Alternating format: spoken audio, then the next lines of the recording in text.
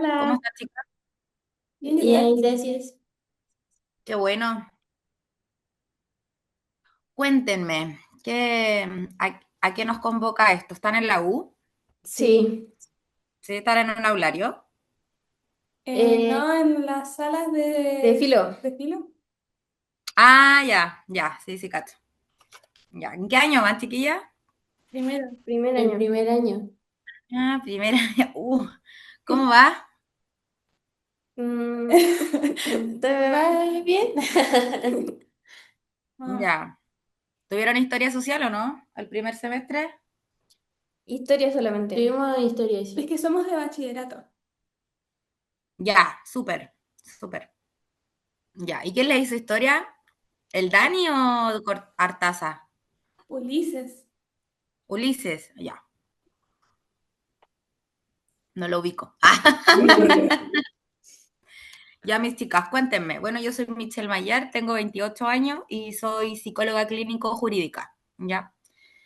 Ustedes me comentarán entonces en qué las puedo ayudar. Ya, mi nombre es Catalina El mío es Renata. El mío es Josefa. y bueno, vamos a hacer una entrevista, ¿cierto? Más que nada para entender mejor y la psicología jurídica, ¿ya? Y nada, eso. Esta entrevista va a ser utilizada para fines pedagógicos. Ya somos de psicología del programa de bachillerato y la vamos a grabar, pero después de esto Súper. la vamos a borrar. Así que, ¿autoriza la grabación? Autorizo la grabación, ¿no? Ya. Súper. Entonces, vamos a partir. Para partir, ¿qué formación considera indispensable para trabajar en una fundación como psicóloga jurídica? ¿Y qué tipo de especialización o entrenamiento técnico requiere para realizar evaluaciones con fines judiciales? Mm, larga pregunta y yo con déficit de atención. Eh, ¿Me la pueden mandar por escrito para irla leyendo? Si Porque te son le dos partes. mandamos Le mandamos el PDF. ¿Te parece? Bueno, o compartan pantalla, ¿po no? Mm, A ver, déjame. Nos va a pillar la tecnología, a ver. Mira, no, tranquila. Aquí abajo ¿Dónde dice está? compartir pantalla. El WhatsApp. El tiro, el tiro. En ese. Ahí, Ahí está. aquí está el PDF. Eso. ¿Y cómo lo guardo? Para abrir y ahí lo compartes. Ya, espérame. Creo que no tengo Adobe. Espere. Y si se lo reenvío es más fácil porque no tengo el Adobe.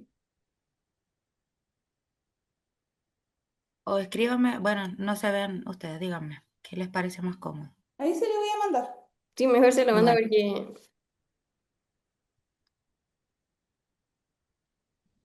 ya ahí está. Puso recibo. Ah, ya.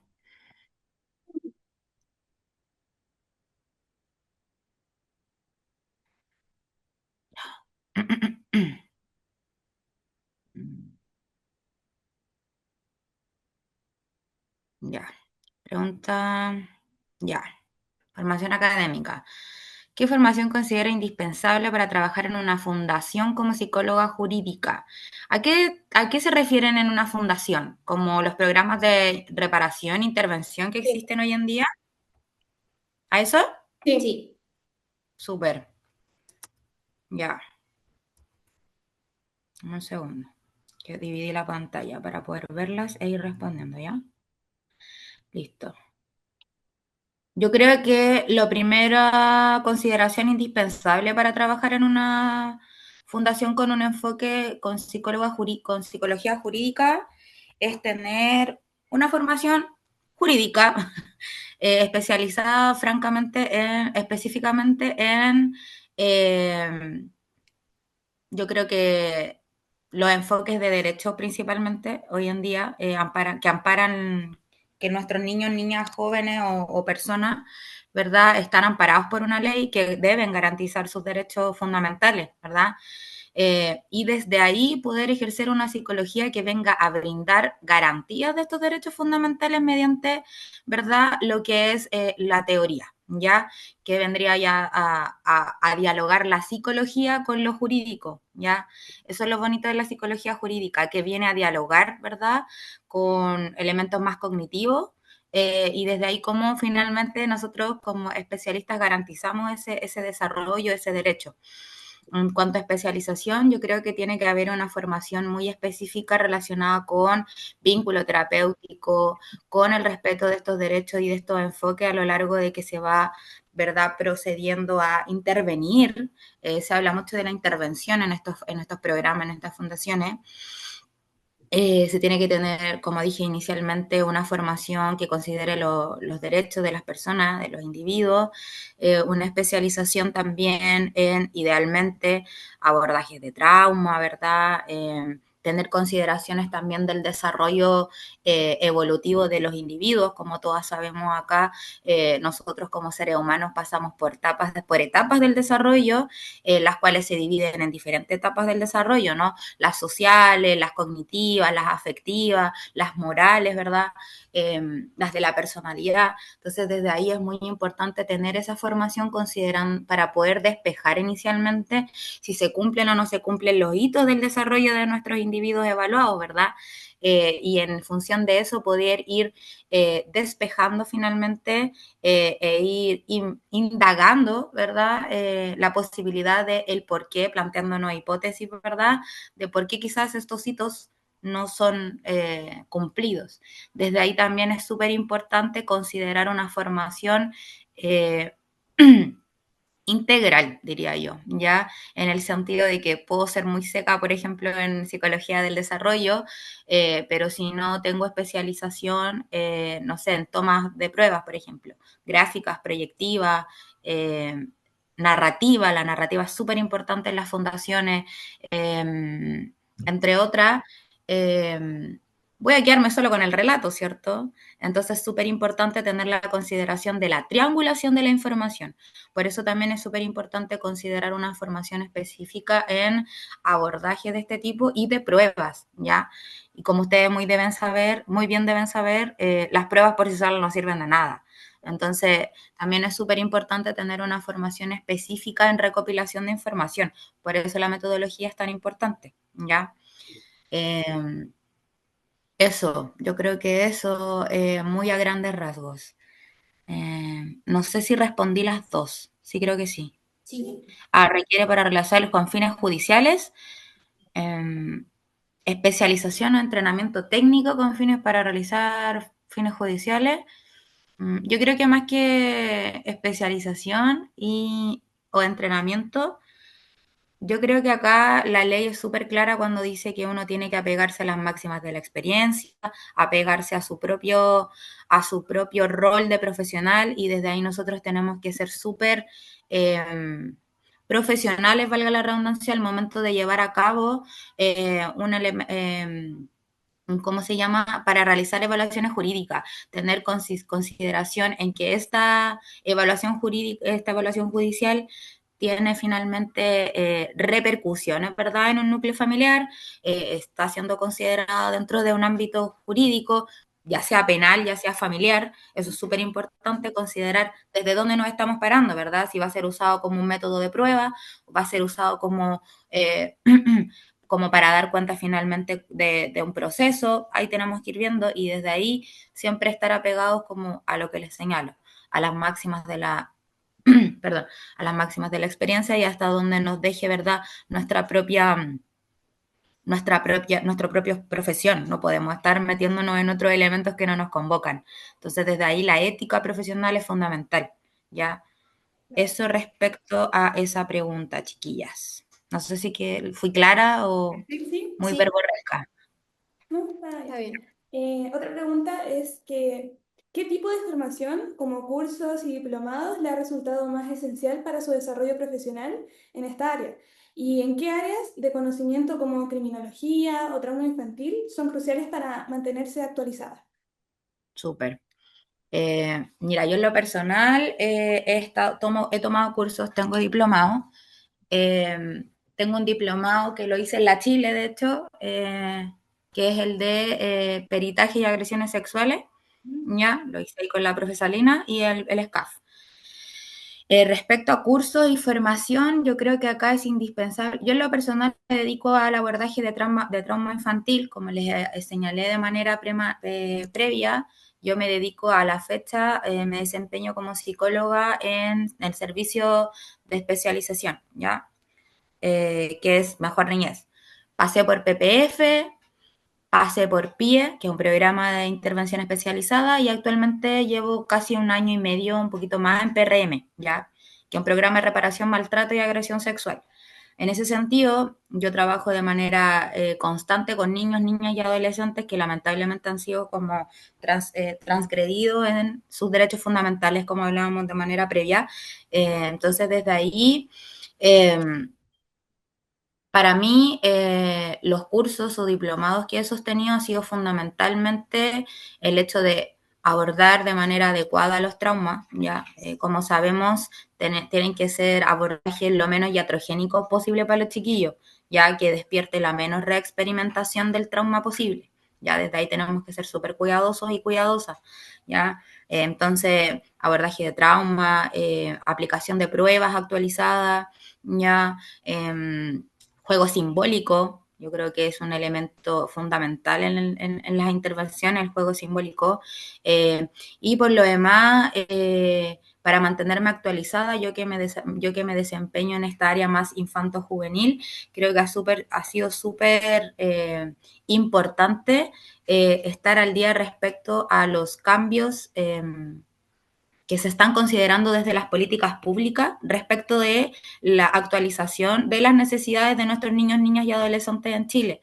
Ya, ejemplo, todos sabemos que las neurodivergencias han existido siempre, no obstante a la fecha, debido a la especialización de cada uno de los profesionales del área de salud, ha habido un auge importante respecto a al diagnóstico de las neurodivergencias, tanto de TEA como de TDAH, dificultades en la integración sensorial, etcétera. Entonces, desde ahí creo que a la fecha igual han aparecido nuevas políticas también, entonces desde ahí ha sido súper importante poder continuar nutrirme desde el abordaje, las características de estas neurodivergencias, porque finalmente aparece este nudo crítico dentro de la intervención en cómo separamos sintomatología traumatogénica versus sintomatología que se asocia de manera directa a una neurodivergencia, ¿verdad?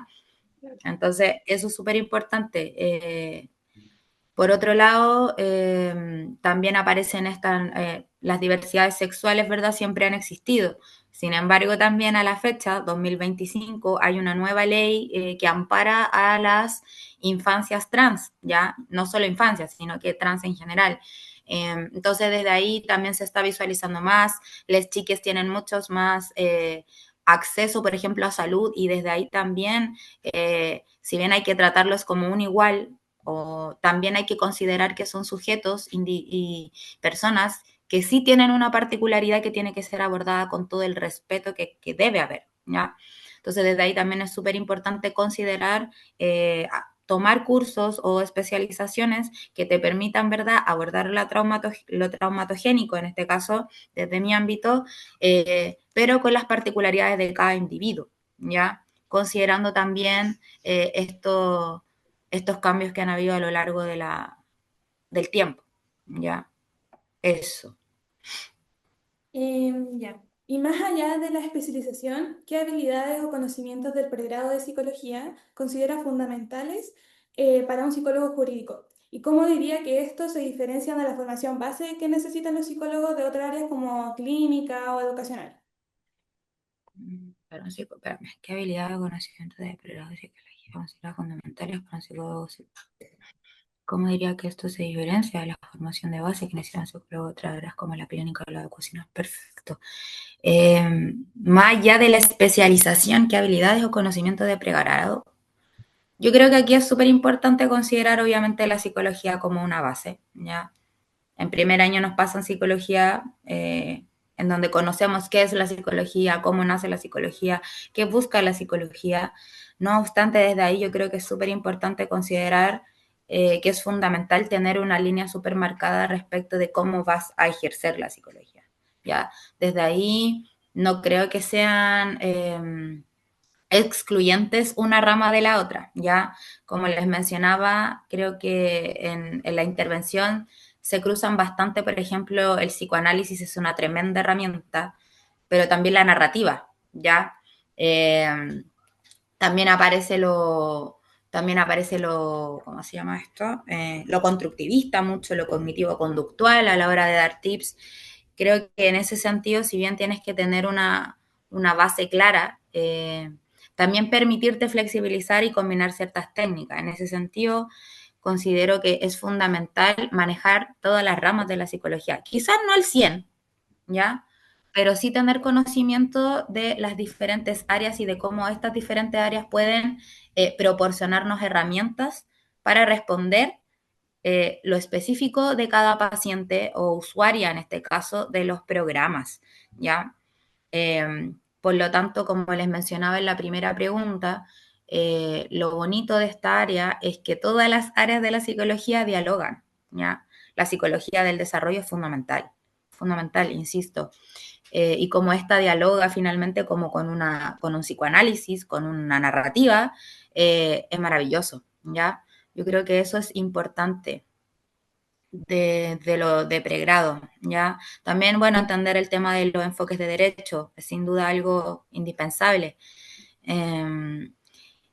¿Y cómo diría que esto diferencia de la formación de base que necesita un psicólogo de las otras áreas como la clínica o la educacional?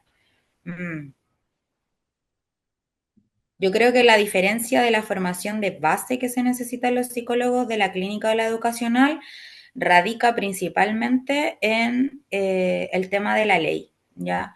En cómo finalmente el producto que nosotros efectuamos, que puede ser un informe, por ejemplo, eh, tiene repercusiones a nivel familiar, tiene repercusiones a nivel individual, tiene repercusiones a nivel sistema también, porque como ustedes deben saber, el sistema jurídico igual al echarse a andar, como por decirlo de alguna manera, es carísimo echarlo a andar, requiere de recursos económicos, ¿ya? Entonces, desde ahí yo creo que es súper importante, insisto, considerar las repercusiones que tiene nuestro producto al momento de llevar a cabo la, al momento de llevar a cabo nuestra expertise, que es lo jurídico, ¿ya? Lo clínico obviamente tiene un impacto, pero yo creo que es más abocado a lo individual, ¿verdad? Un proceso individual. Eh, lo educacional también, si bien es más comunitario, el contexto es totalmente diferente, ¿ya? Por otro lado, lo que es más jurídico, insisto, tiene una repercusión mucho más transversal, ¿ya? Y por lo demás, también conversa con la vida del sujeto y de la familia, sistema de creencia, y por lo demás yo creo que acá la característica de lo jurídico es que a diferencia de lo clínico y lo educacional, es que no es una decisión. Po. Muchas veces las personas que están en los PRM o que están en las fundaciones o que les toca ir a participar de una entrevista, no sé, de un DAM, por ejemplo, no van por decisión propia, po, ¿cierto? Están mandatados por un ente, por un centro de medidas cautelares, por un tribunal de familia. Entonces, obviamente, el hecho ya es más ansiógeno y es más incómodo. Entonces, ahí pesa mucho más en cómo yo como terapeuta, como profesional, logro finalmente vincularme con este usuario o usuaria. Claro. Eso con la pregunta 3. Ya, súper. Ahora vamos a entrar un poco más en el rol profesional. ¿Cuál cree usted que es el rol actual como psicóloga jurídica en la Fundación Ciudad del Niño? ¿Y cómo se estructura una evaluación clínica con fines judiciales en caso de vulneración a menores? Ya. Tengo una acotación, perdón. ¿Mm? Ojo con la palabra menores, ya no se usa. En el mundo jurídico ya no se usa la palabra menores. Nos vamos a referir a niños, niñas o adolescentes, ¿ya? Ok. Eh, Después les explico quizás el porqué. Ya. Mi rol actual como psicóloga jurídica en la Fundación del Niño es activo. Es un rol activo, es un rol de terapeuta, es un rol que conlleva una gran responsabilidad profesional, considerando que estamos, ¿verdad?, en un contexto jurídico, tenemos que también, el tema del secreto profesional a veces merma un poco, ¿ya? No es del todo hermético como en una sesión clínica, por ejemplo, ¿ya? Frente a eso, yo creo que mi rol de psicóloga jurídica actual debe ser muy claro, muy conciso al momento de yo relacionarme con los y las chiquillas, los y las chiquillas, en el sentido de hacerles saber todo el tiempo sus derechos mediante una sesión de encuadre, ser súper concreta al momento de mencionarles que al momento de ellos estamos en una sesión, por ejemplo, en contexto de sesión individual, yo les comento a ellos, todo lo que conversamos acá es de acá, ¿verdad? Queda aquí a menos que tú me refieras una vulneración en tus derechos como lo es tanto, tanto, tanto, tanto, ¿ya? Y ahí yo les explico lo que pasa finalmente si llegase a suceder esto, ¿ya? Entonces los chiquillos siempre están bien conscientes respecto de, el proceso. Por eso insisto, es un rol súper potente, porque si bien busco ser terapeuta, también soy garante de derechos. Esa es mi responsabilidad, garantizar derechos, intervenir situaciones de vulneración de derechos y además instar a la reparación, me carga un poco el concepto de reparación, instar a la reparación y a la restitución del derecho vulnerado de los chiquillos. Es una tremenda responsabilidad como terapeuta, ¿ya? Ahora, como terapeuta, también es importante considerar que yo me rijo por bases técnicas. Y si hay cosas que no se logran, está bien, ¿ya? ¿Cómo se estructura una evaluación clínica con fines judiciales en casos de vulneración de menores? Perfecto, una evaluación clínica con fines judiciales. La evaluación clínica con fines judiciales, entonces vamos a hablar de, me imagino que un informe de profundización diagnóstica, un informe de situación actual, ¿ya? El proceso se estructura entonces en 12 meses en lo que es PRM, ¿ya? En el cual se va a dividir en tres periodos, ¿ya? El primero es el periodo diagnóstico, que dura 3 meses desde el ingreso efectivo de los chiques al programa, en donde se van a llevar a cabo entrevistas con fines de recopilar antecedentes, revisión de ebook, entrevistas a adultos relacionados y responsables, coordinaciones con redes y aplicación de pruebas, así como triangulación de estas mismas, ¿ya? Y obviamente entrevistas con los niños, niñas o adolescentes que estén con nosotros. Desde ahí se saca un informe diagnóstico en donde se pesquisa si el joven o niña está dentro de su etapa evolutiva esperada, si cumple o no cumple con los hitos,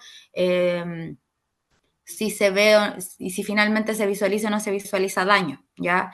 En función de estos elementos también se da cuenta de factores de riesgo, factores protectores y en función de todo este informe se proponen objetivos a trabajar durante 6 meses, que se llama plan de intervención, ¿verdad?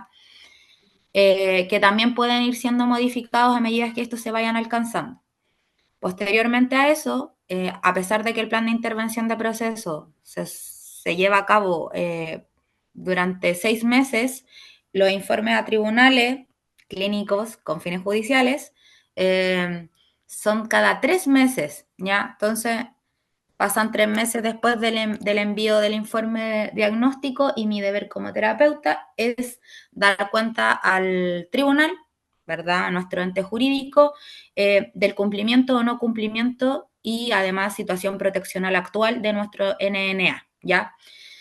Frente a eso, apegarnos siempre a los hechos, a, apegarnos siempre a hacer valer, ¿verdad?, la opinión manifiesta de nuestro niño, niña o adolescente respecto cómo ha vivido el proceso y dar cuenta finalmente teniendo como base una co-construcción y por lo demás el tema de los enfoques transversales que se trabajan hoy en día en las fundaciones, como lo son la inclusión, la participación, enfoque de derechos, interculturalidad, género, creo que no se me escapa ninguna, ¿ya? Así se estructura el tema de la evaluación clínica con fines judiciales. Y obviamente en la conclusión, dar cuenta finalmente de los nudos críticos que nos toca seguir trabajando, ¿verdad? Eh, y en el caso de que hayan más dificultades de las que no, más retrocesos que avances, también es importante señalarlo porque es importante considerar que finalmente este informe, el objetivo es garantizar el bienestar superior de los niños, ¿ya? Y eso responde a un piso proteccional, a una intervención del motivo de ingreso y a la restitución del derecho vulnerado. Creo que ahí respondió las 5, porque es como... A ver, desde su experiencia, ¿qué tipo de técnica o criterios utiliza para evaluar el relato de niño, niña o adolescente? Sí, puede ser. Ya, No entonces, sé, o sea, igual si queréis te la respondo rápido. la parte Técnicas o... creo, La parte como, más importante. ¿cuáles son las principales diferencias según edad, contexto o tipo de delito? ¿Cuáles son las principales diferencias según edad? Pero respecto a las técnicas, Sí, respecto a las técnicas. ya. Contexto, tipo de delito. Claro, las técnicas principalmente que yo uso con los chiquillos más chiquititos radican principalmente en el rango etario, en la edad, ya, en el tema de evolutivo y sus capacidades cognitivas al momento de, eh, ¿cómo se llama esto? Al momento de llevar a cabo una narrativa, ya, de elaborar una narrativa. Entonces, desde ahí con los chiquillos más chiquititos, apelo más a su motricidad, ¿ya? Por eso mantengo harto el tema del juego simbólico con los chiquititos. Y aparecen unas cosas maravillosas. Es increíble la elaboración, lo elaborado que de repente aparecen los chiquillos con el juego. Así como también hay juegos más empobrecidos, que habla bastante de daño, ya dificultades para entrar a la fantasía, dificultades para el disfrute, dificultades para moverme dentro del entorno, mucho más traumatogénico todo, más empobrecido, insisto. El contexto, bueno, yo creo que va muy de la mano con con lo que le señalo.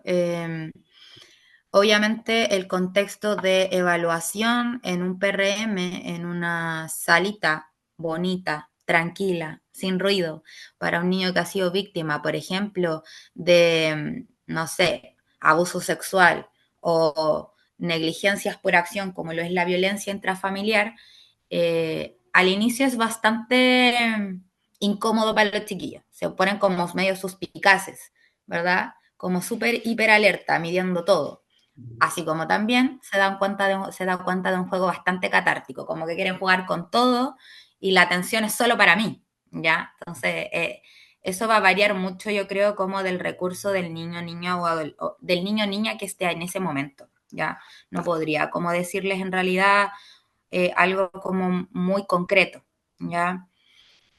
Eh, Eso, con los adolescentes hago bastante juego para romper el hielo, hago mucho romper el hielo, pero también desde ahí no caigo como en subestimar a los chiquillos, ¿ya? Creo que soy bien explícita al momento de abordar el encuadre y les señalo, pues, les pregunto, ¿usted sabe por qué está acá? ¿Quiere hablar de eso? Si no quiere, no, está bien. Eh, hay jóvenes que tienen más aperturas que otros, y claro, también responde mucho a lo cognitivo, ¿verdad? Al recurso cognitivo y personal que tiene cada niño o niña para elaborar, y para también sostener la inversión cognitiva y afectiva que conlleva conectar con una vivencia traumática, ¿ya? Hay niños, niñas, jóvenes que tienen mucho más aguante, por decirlo de alguna manera, más recurso psíquico para no desestabilizarse, ya, no así otros. Se desestabilizan, juego catártico, no, no hay caso. Entonces, por eso es importante ir tanteando de a poco, ya. Insisto, lo narrativo aquí es súper bueno, ya, ir contando como meternos en una metáfora, ya, la metáfora es una muy buena técnica, ya, eso. La siguiente pregunta es, y dentro de este análisis, ¿cómo usted puede asegurar que su evaluación sea objetiva y no influenciada por prejuicios, presiones u opiniones externas, o también expectativas del sistema judicial o presiones institucionales? Apegándome a mi base técnica, a responder lo que se me solicita desde el programa de reparación y maltrato en este caso, ¿ya? y apegándome también a los resultados de las pruebas aplicadas y a la triangulación de estas pruebas y manteniéndome también bajo supervisión y análisis de caso con el equipo. Ya creo que es súper importante considerar que si bien uno es terapeuta de manera individual, nosotros necesitamos estar en constante análisis de caso, ¿ya? Análisis de caso y supervisión respecto de todo esto. ¿Por qué saco el tema de la base técnica? Porque en ocasiones tribunales, perdón, en ocasiones tribunales te piden cosas que no corresponden, ¿te fijas? Como por ejemplo que se haga una revinculación parental entre la diada materno-filial, ¿te fijas? En el espacio de PRM supervisado por la profesional, en mi caso Michelle Mayer.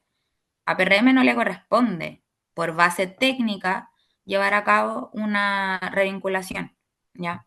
Porque escapa de la especialización del programa. Por eso somos programas especializados. Mi especialización como profesional no es la revinculación, ¿ya? Pero sí es el abordaje de trauma, ¿te fijas? Entonces, desde ahí también nosotros tenemos que ser súper apegados, insisto, a nuestra ética profesional y decir, a mí en lo profesional me aprieta el zapato hasta acá y por lo tanto, desde mi base técnica, yo también tengo que decirle al tribunal como yo no estoy capacitada para llevar a cabo una revinculación, por ejemplo. Escapa de mi expertise. Ya. Entonces, estoy transgrediendo ciertos límites de la profesión que pueden traer repercusiones negativas para lo que se busca, ¿ya? Ya. Yo creo que eso es súper importante. Eh, Bueno, y el tema de la metodología yo creo que es súper importante. Da, interdisciplinar, ¿no? trabajo en disciplinar. ¿Cómo se relaciona su trabajo con la labor de fiscales, jueces o policías en el marco de la evaluación con fines judiciales? ¿Le entregan las preguntas específicas o espera un resultado específico? ¿Cómo se relaciona su trabajo con la labor de fiscales, jueces, policías, marco, ¿Le entregan preguntas específicas o esperan un resultado específico? Por lo general, los tribunales siempre solicitan algo específico, ¿ya? Siempre hay una hipótesis del caso, siempre hay una hipótesis que pesa más que otra, ¿ya? Eh, que hay daño, que hay uno de los padres, en este caso uno de los progenitores, que efectivamente o no llevó a cabo agresión, ¿ya? Siempre hay una hipótesis que pesa más que otra, y uno sabe, siempre, insisto, uno como profesional se da cuenta que siempre hay una hipótesis del caso que pesa más. Y ahí es donde tú tenés que decir, a ver, espérate, yo no, yo no trabajo para el fiscal, ¿cierto? Yo no trabajo para el magistrado, para la magistrada, yo trabajo para el niño, ¿cierto? Yo trabajo para garantizar el derecho fundamental de Juanito, ¿ya? Que fue vulnerado a la esfera de la sexualidad en contexto, no sé, de celebración de fiestas patrias. Ese es mi trabajo, ¿ya? Entonces, desde ahí marcamos la neutralidad y tengo que apegarme finalmente a lo que me señala Juanito, a lo que yo como terapeuta soy capaz de ver, a qué lo puedo asociar y en función de eso yo responder la solicitud del magistrado de tribunales finalmente, ¿ya? Eh, porque sí, entregan una pregunta específica, pero si tú tienes manejo del caso, tú te vas a dar cuenta que se espera una respuesta, ¿ya? Entonces, desde ahí siempre te van a solicitar como, no sé, pídase cuenta a profesional Michelle Mayar, psicóloga de PRM, Ciudad del Niño, respecto de, no sé, a ver, evaluación de daño, ¿ya? ¿Cuánto daño tiene este niño? O cómo llega usted al daño de este niño, ¿ya? Y eso es lo que tú tienes que responder, dar cuenta de la metodología, por qué ingresa el niño, listo. Pero sin tanta parafernaria, tú respondes lo que te preguntas dando cuenta de la metodología que te permite mantener tu neutralidad respecto de lo que se te solicita, ¿ya? Eh, Ya. Oli, Oli. hemos vuelto. Ya, mis chicas, ¿en qué quedamos entonces? Quedamos en la pregunta 8 que dice, ¿ha tenido que explicar sus conclusiones en un juicio oral? ¿Cómo se traduce el lenguaje técnico psicológico sobre sus conclusiones para que éstas sean entendidas de la mejor manera posible por el tribunal? Tribunales son muy... Ya. Sí, me ha tocado ir a juicios orales, tanto en penal como en familia. Es algo estresantísimo, ansiógeno, no se lo doy a nadie, pero hay que hacerlo, ¿ya? Me voy a abocar netamente a los familias, ¿ya? Espérame, has tenido que explicar tus conclusiones, juicio oral, ya. Sí, he tenido que ir, como les digo, me voy a dar a responder esta pregunta en función de lo familiar, que he sido como citada debido a dar cuenta de los procesos de los chiquillos y chiquillas del programa. Em, ¿Cómo se traduce el lenguaje técnico psicológico sobre conclusiones para que éstas sean entendidas de mejor manera posible al tribunal? Dando cuenta de si cómo afecta finalmente la sintomatología o no solo la sintomatología, sino como que las situaciones, etcétera, el impacto en los niños, ¿ya? No nos vamos a meter en la teoría dura de Freud, de Lacan, de, de cualquier otro autor, ¿verdad? De psicología.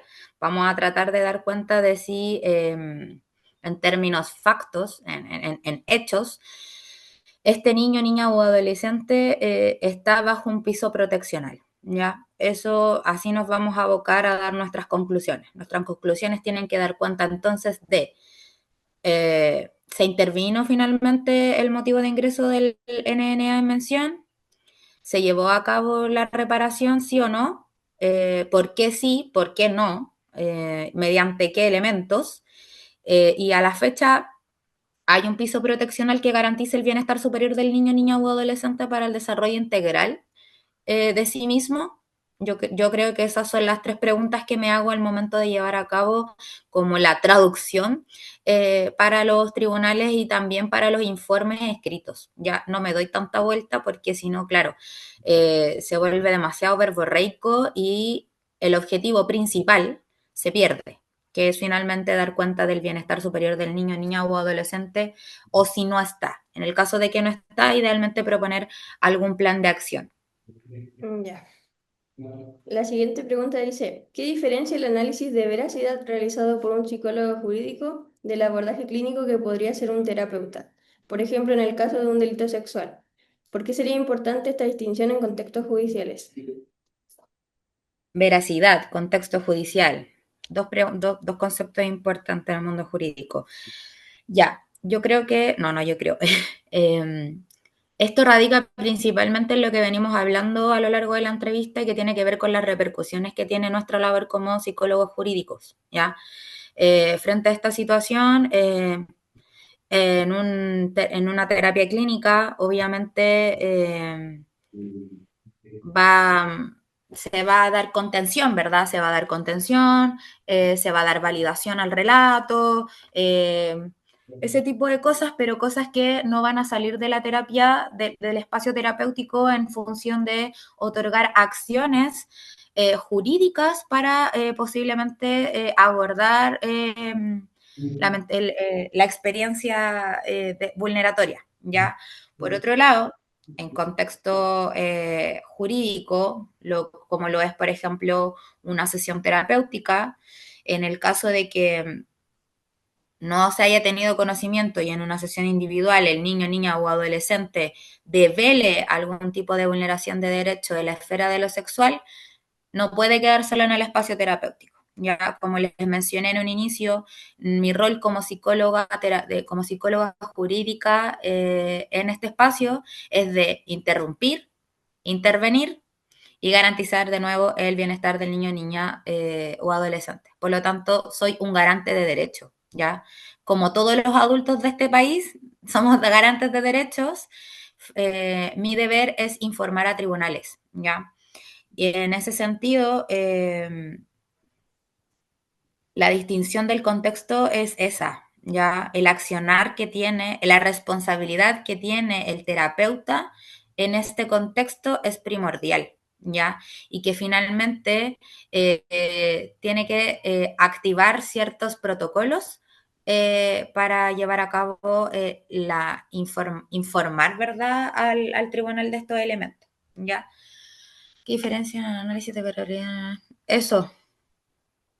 Y claro, de veracidad, si bien en el mundo jurídico eh, pesa, ¿cierto?, la presunción de inocencia, aquí todos somos inocentes hasta que se demuestre lo contrario, eh, va muy apegado también a nuestra acción, ¿ya? Como terapeuta. Si a mí el niño, niña o adolescente me dice, no sé, un tío que me cuida, me toca mis partes íntimas, yo tengo que creerle, ¿verdad? Tengo que creerle, tengo que contener, tengo que validar, pero a la vez tengo que llevar a cabo acciones, ¿ya? Acciones que den cuenta de que el niño está en riesgo, ¿ya?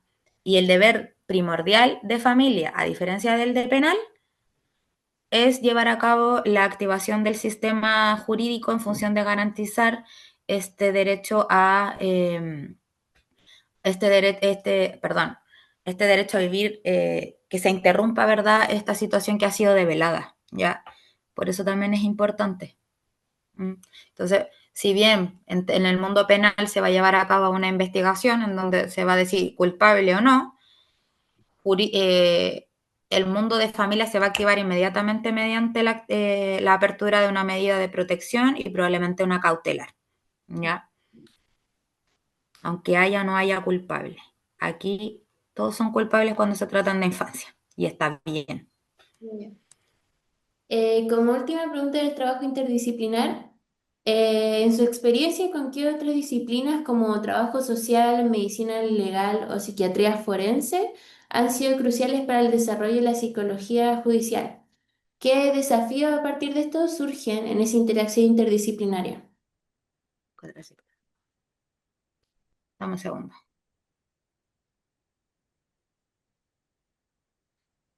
Yo creo que todas son importantes, todas. Ya, la psicología jurídica creo que es un campo que, insisto, es muy bonito en el momento que hace dialogar a muchas experticias de manera constante. Ya, el trabajo social que nos otorga finalmente una mirada mucho más comunitaria, mucho más social, de conciencia, de que no trabajamos con individuos, ¿verdad? Individuales, valga la redundancia, sino que trabajamos con sujetos sociales también. La medicina, tanto legal como la forense, la psiquiatría forense, nos han entregado también desde la ciencia, desde lo más, ¿cómo llamarlo?, científico, valga la redundancia, elementos que son indiscutibles al momento de abordar, ¿ya? Han sido súper importantes, ya, ni hablar también como del mundo jurídico, las leyes en sí, el mundo de la metodología también es importante acá. Yo creo que todas en sí aportan su qué, ¿ya? Ahora, ¿qué desafíos surgen en esta interacción interdisciplinaria? En que lamentablemente estamos en un país, yo creo que en una sociedad eh, súper, ¿cómo llamarlo?, reduccionista respecto de lo subjetivo, ¿ya? Estamos muy apegados a lo biológico científico, ¿ya? Como que le damos siempre mayor validez al dato, a la prueba científica, a todo ese tipo de elementos, dejando de lado en muchas ocasiones la experiencia propia del sujeto de cómo vive su vida, ¿ya? De cómo vive el malestar. Entonces, desde ahí aparecen las comparaciones y como aparece la comparación, aparece la minimización del dolor, de la vivencia, de la vivencia sintomatológica de cada una de las personas, ¿ya? Desde ahí yo creo que es súper importante afinar estos elementos, ¿ya? En el sentido de que cualquier dolo es válido, ¿ya? Ahora, como lo aprendemos a gestionar y como otorgamos herramientas tangibles para gestionar ese tipo de elementos, es importante. En este sentido, yo creo que nos falta harto en el mundo de la psicología ser más considerados, ¿ya? Como al momento de, no sé, por ejemplo, en lo personal, en mi experiencia, me ha pasado que me siento muy pasada a llevar respecto como de, no sé, los curadores, por ejemplo, o los, ¿cómo se llaman estos? Los que están, no me acuerdo cómo se llaman, ay, los técnicos, los que dan opinión técnica, no me puedo acordar en este momento de la figura, me voy a acordar después. Siento que nos minimizan mucho cuando en realidad los que estamos en donde las papas queman somos nosotros, ¿cachai? Entonces desde ahí yo creo que falta mucho que el mundo jurídico al menos, los fiscales, los magistrados, abogados también, eh, sepan de qué se trata todo esto, po. Así como a nosotros nos hacen estudiar derecho, nos hacen estudiar medicina, nos hacen estudiar un montón de cosas, creo que es indispensable que también se devuelva un poco y que también sepan psicología básica, ¿cachai? Como, no sé, cuando yo hablo del inconsciente, por último, cuando yo te hablo de una sintomatología regresiva, cuando yo te hablo de una sintomatología traumatogénica, ¿te fijas? Creo que falta un poco ahí, como que la balanza esté más equilibrada, ¿ya? Y que podamos hablar todo el mismo idioma finalmente. Del trauma. ¿Qué es el trauma? ¿Qué entiendes tú por trauma? Trauma complejo, ¿ya? Eso. Y desde ahí tomar decisiones. Ahora vamos como al último punto, que es el trabajo propio de la disciplina. Y dentro de su contexto laboral, ¿ha vivido situaciones en las cuales el sistema judicial le pide confirmar o descartar la veracidad de un testimonio sin considerar los límites técnicos de la psicología y cómo responde ante esta expectativa? Me ha tocado. Me ha tocado estar en un contexto judicial que me pide confirmar o descartar respecto de la veracidad no de uno, sino de dos testimonios de niños, ya, dos hermanitos, un caso bien complejo. No obstante, he tenido, insisto, y esto va muy apegado a la respuesta que les di arriba, ya, eh, es que no se puede, pues, como le digo, magistrado, o sea, desde la ciencia, o sea, siéntese un ratito a leer, siéntese un ratito a leer un paper nuevo, no tan antiguo, que hable de esto. No hay ningún tipo de sintomatología asociada de manera directa o exclusiva que hable de eh, que el niño, niña o adolescente haya sido transgredido en su sexualidad, por ejemplo, ¿ya?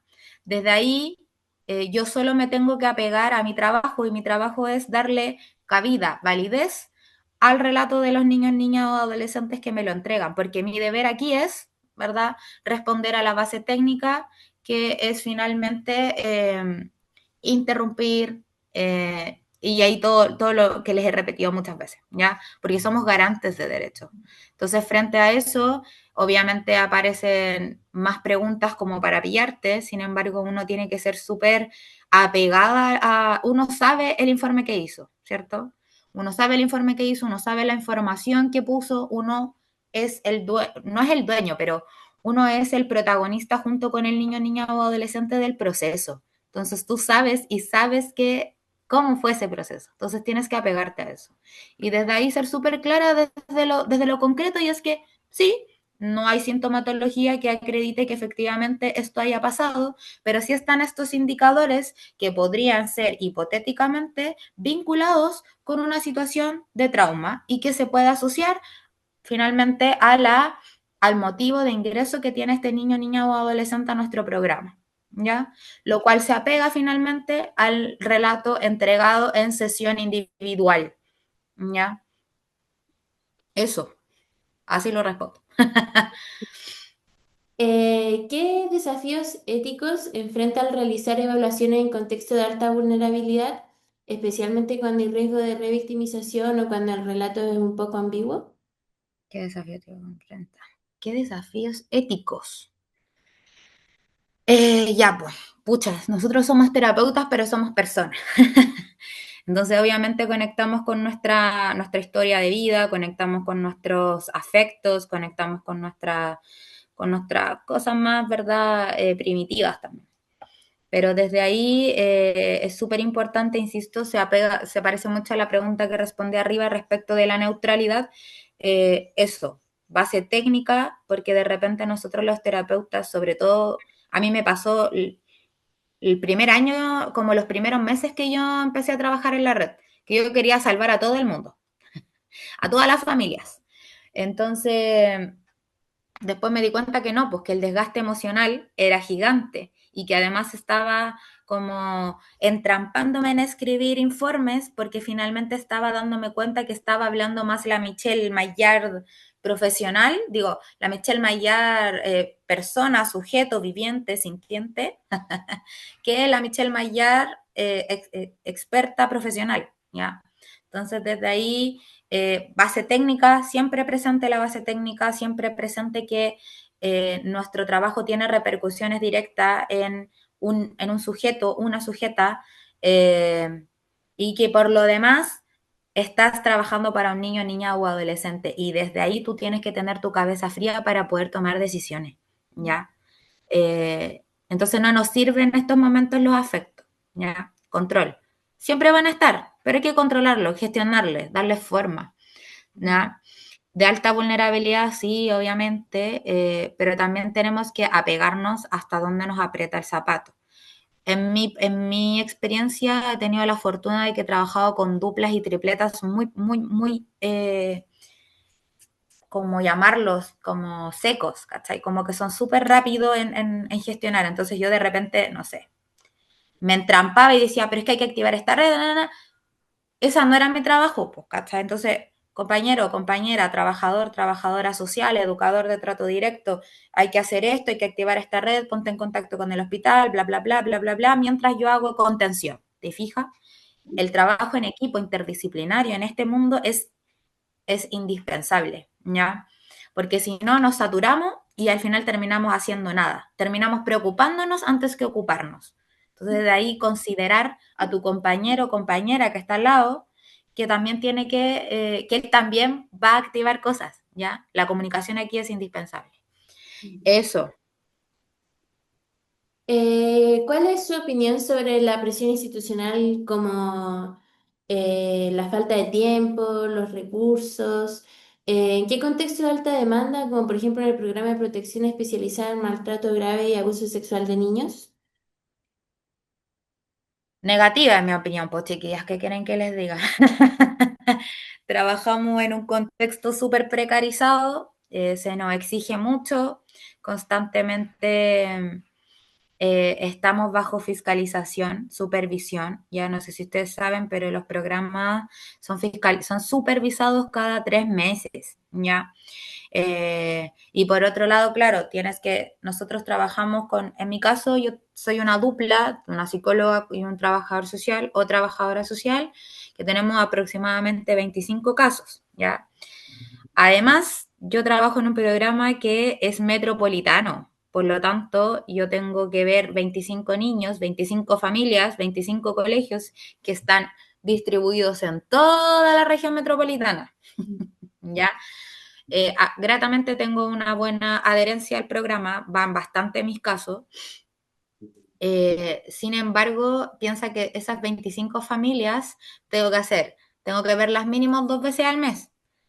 Esas sesiones tienen que estar registradas en un registro, valga la redundancia, que se sube a una plataforma que se llama SIS, ¿ya? Aparte de esas plataformas, que son también, los eventos hay pagables y no pagables, hay que tener al menos 4 pagables para poder recibir la subvención de los chiquillos, ya, pero si no nos empiezan a cuestionar. Archivar, imprimir, hacer informe, dar cuenta, y en todo eso te aparecen, no sé, te aparecen emergencias, ¿cachai?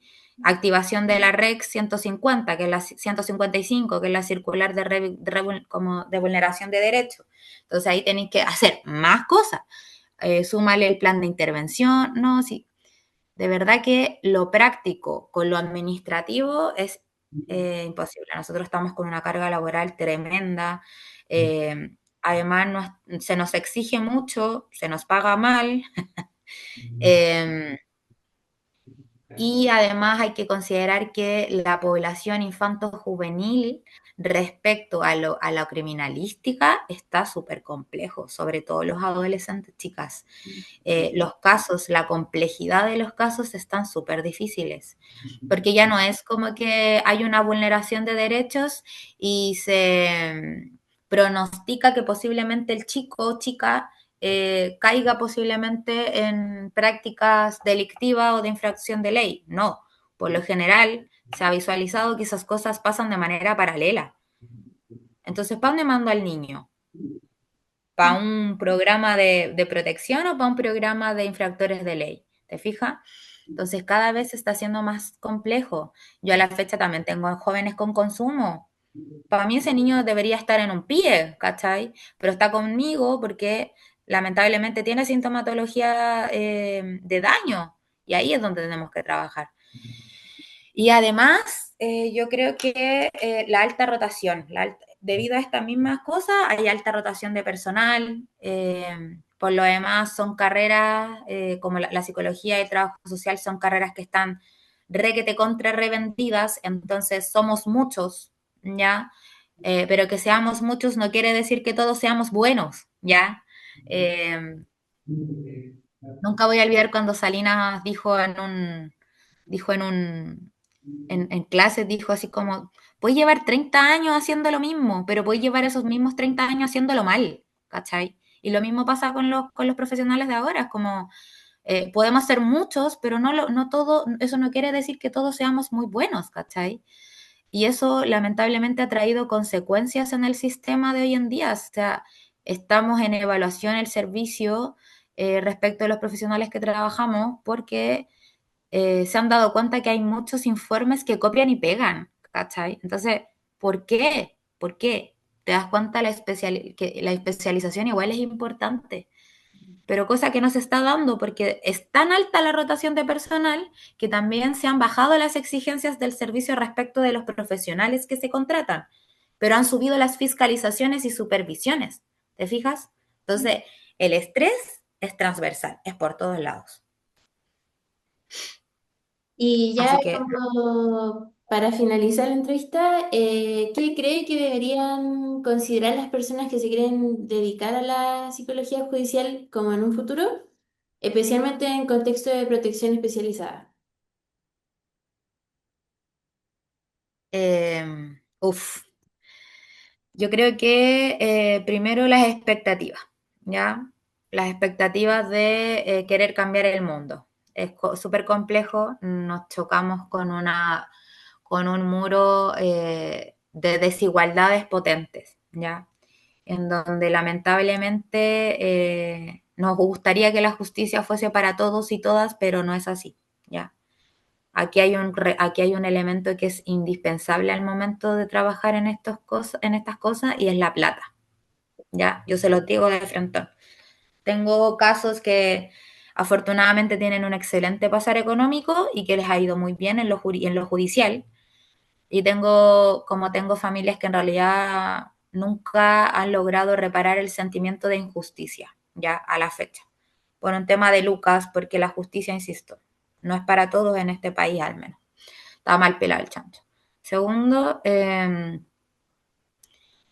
tema de la especialización, ¿ya?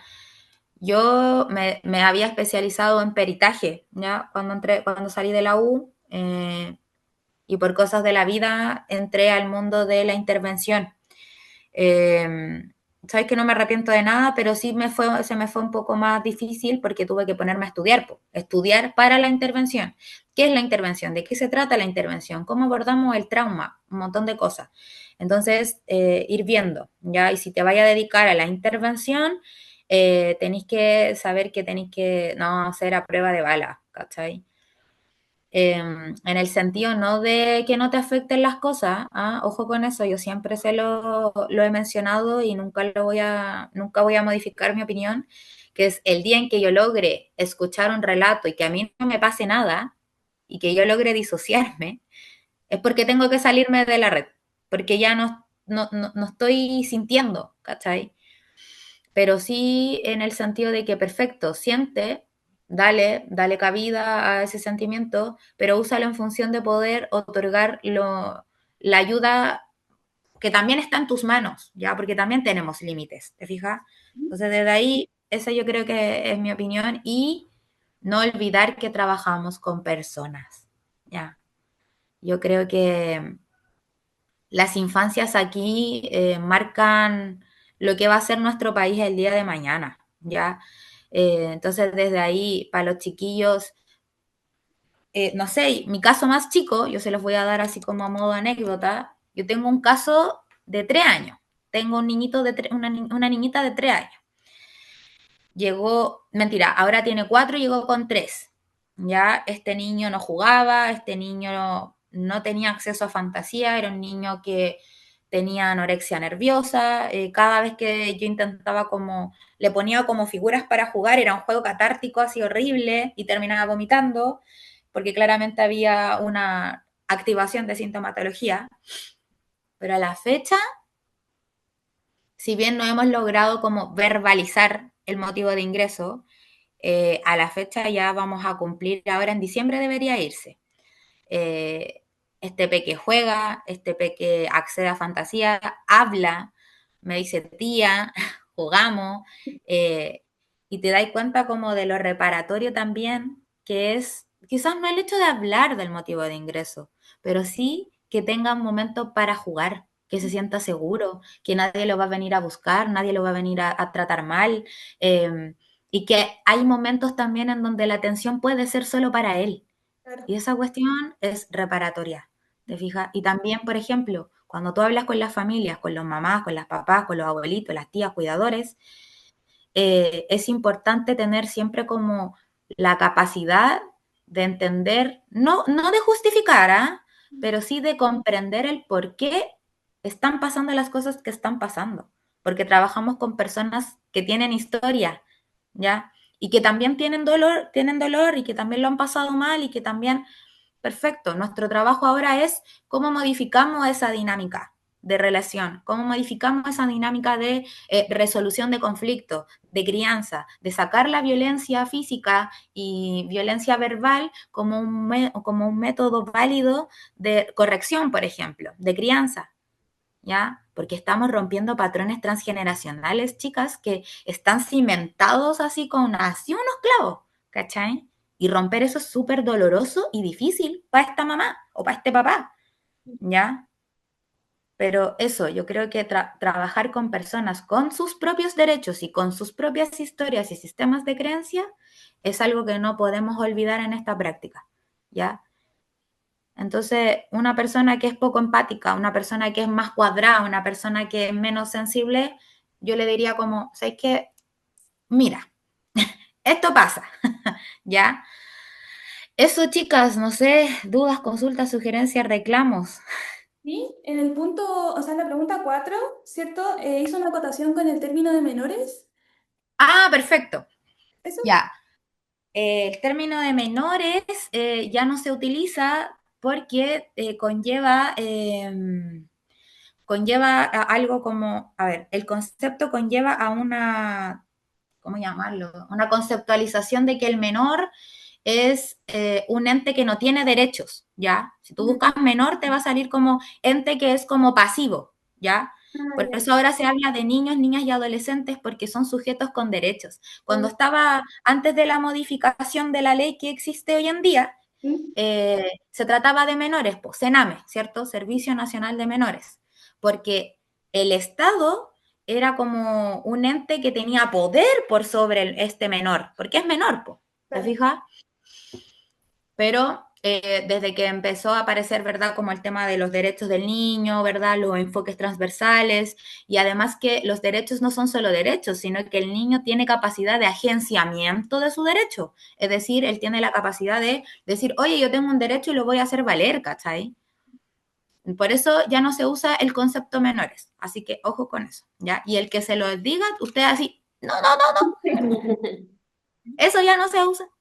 Así que eso, mis chicas. No, no tenemos más dudas. Muchas gracias, la verdad, bastante Sí, muy interesante. gracias. Y mucha razón en algunos aspectos, o sea, en la mayoría en general. Siento que también, por ejemplo, cuando habló eso de que uno siente mucho y uno quiere como salvar el mundo, o sea, ayudar en general, sucede en muchas carreras también, ¿cierto? Por Sí, ejemplo, no sé, en medicina uno quiere salvar a todos tus pacientes y también ese aspecto muy importante de sentir, ¿no? Pero saber cómo manejar tus sentimientos, porque totalmente la razón que cuando uno deja de sentirlo es porque no, eso no, tienes que tener esa vocación, ¿no? Así que no, súper importante, muy, muy interesante. Muchas gracias. qué bueno, chicas, haber aportado. Bueno, cualquier cosa me escriben, ya tienen mi número. Les Ya, mando un muchas abrazo. gracias. Muchas Ánimo gracias. con su ánimo. Cuídese. Igual. Chao.